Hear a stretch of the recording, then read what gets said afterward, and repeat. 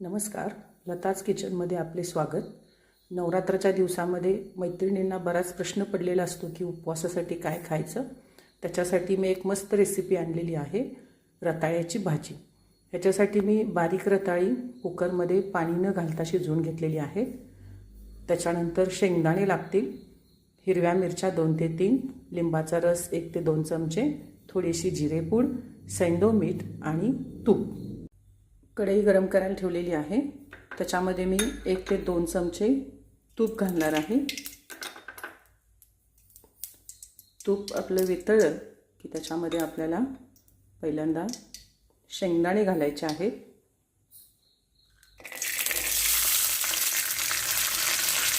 शेंगदाणे छानपैकी परतून घ्यायचे.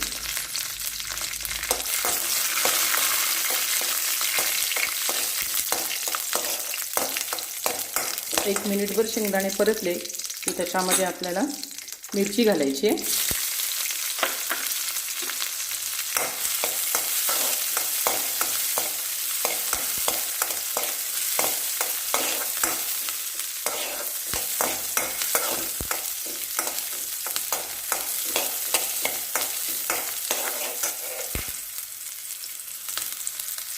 मिरची छान भाजलेली आहे.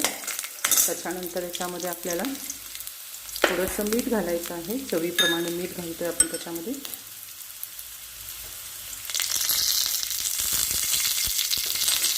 त्याचबरोबर थोडीशी जिरे पावडर, तुम्हाला चालत असेल तर तुम्ही घालू शकता. हे आपलं छान परतलेलं आहे. गॅस बारीक करते मी आणि याच्यामध्ये आपल्याला रताळ्याचे काप टाकायचे.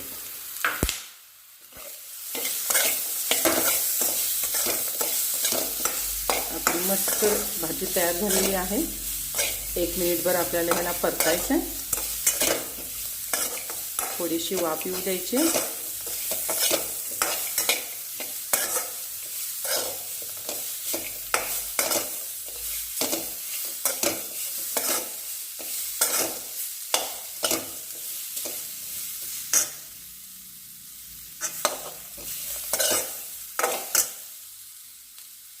मस्त वाफ आलेली आहे.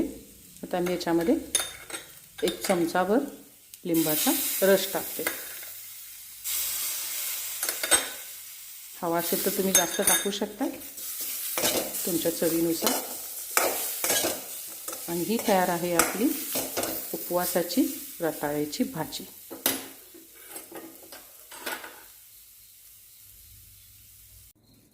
ही तयार झालेली आहे आपली रताळ्याची भाजी. मस्त टेस्ट लागते. तुम्ही नक्की ट्राय करा.